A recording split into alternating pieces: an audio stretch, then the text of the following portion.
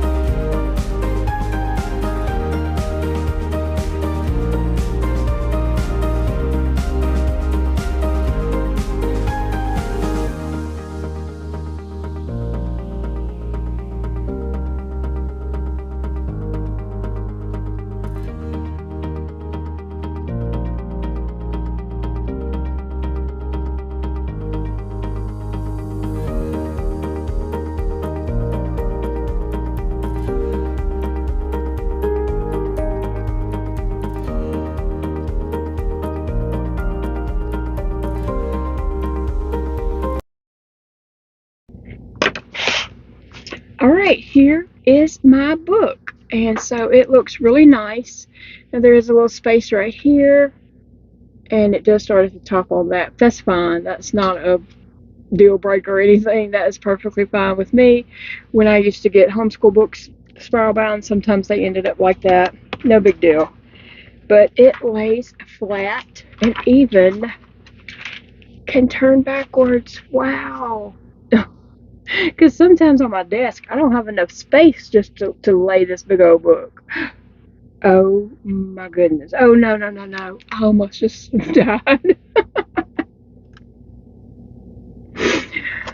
I thought this page was upside down. I was like, oh no, some of the pages are upside down. But it's not. It's the photo. It's the photo of the little boy is upside down. You know, just showing the blanket and him. And I thought, oh my gosh. And I looked, this picture was right, and that picture was upside down. But then I looked at the words. Little scare there. But anyway, yes, as I was trying to say, sometimes on my desk, I don't have enough space to lay my book out like that. So being able to turn it this way will make it easier, and I think I will enjoy working on the project more if my book is, you know, oh, I thought the cat said so. If my book is, you know, more convenient for usage. So, yeah, I think it was about $6.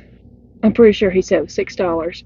And then I picked up an ink pen. He gave me an ink pen to sign with, and I signed with it, and I was like, ooh, I like that pen.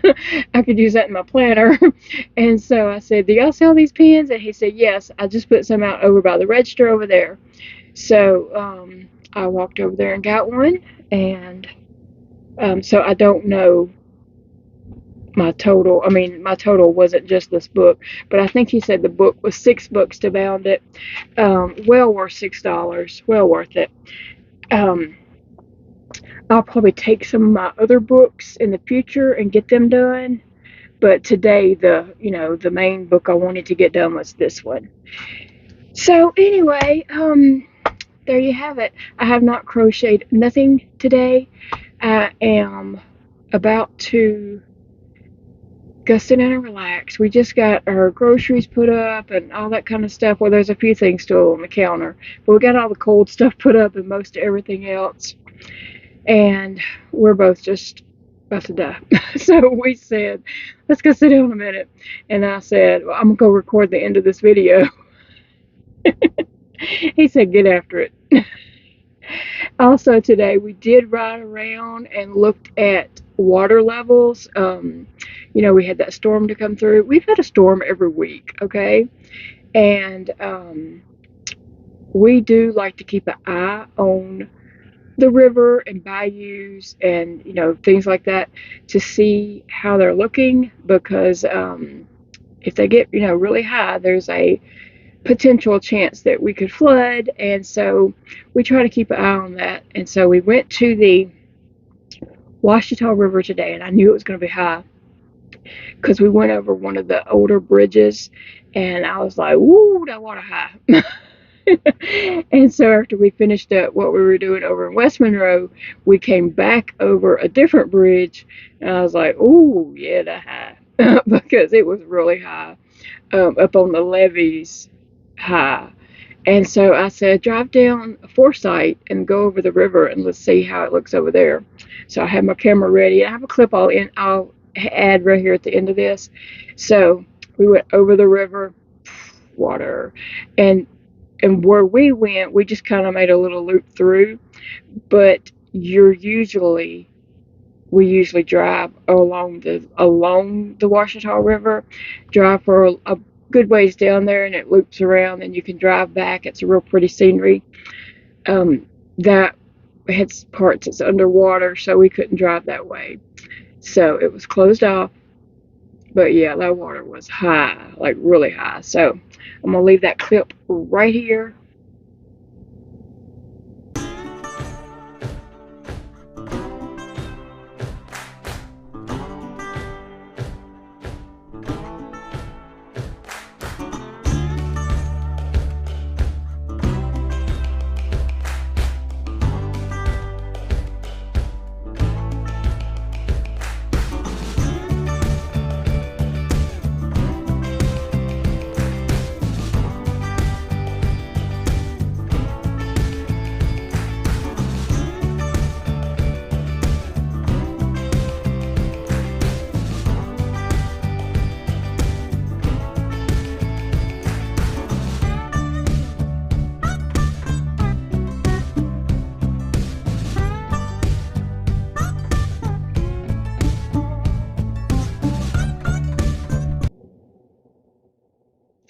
Okay, guys, so that's my video for this evening. It's taken me all day to get it filmed. I filmed part of it before I left the house, pieces of it while we were out of the house, and now ending it now. So here's the book all spiraled up. That's my little sticky notes where I can keep up with where I'm at and things like that. Um, all my pattern books have sticky notes sticking out of them. That's the way I keep up with things.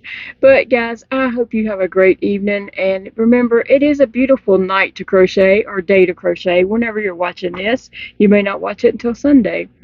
But I'm going to put it up tonight on Saturday. And this morning I did have a video showing how to use the auxiliary safety eye tool, the big ball with a little metal spike thing on it. I did do a video on that. I did one before that ended up being a blooper, but this one worked out fine. I love that little tool, and so that video did go up early this morning, about maybe 7 a.m. maybe. So this is the second video for today, and I'll see y'all again in the next video. Bye, friends.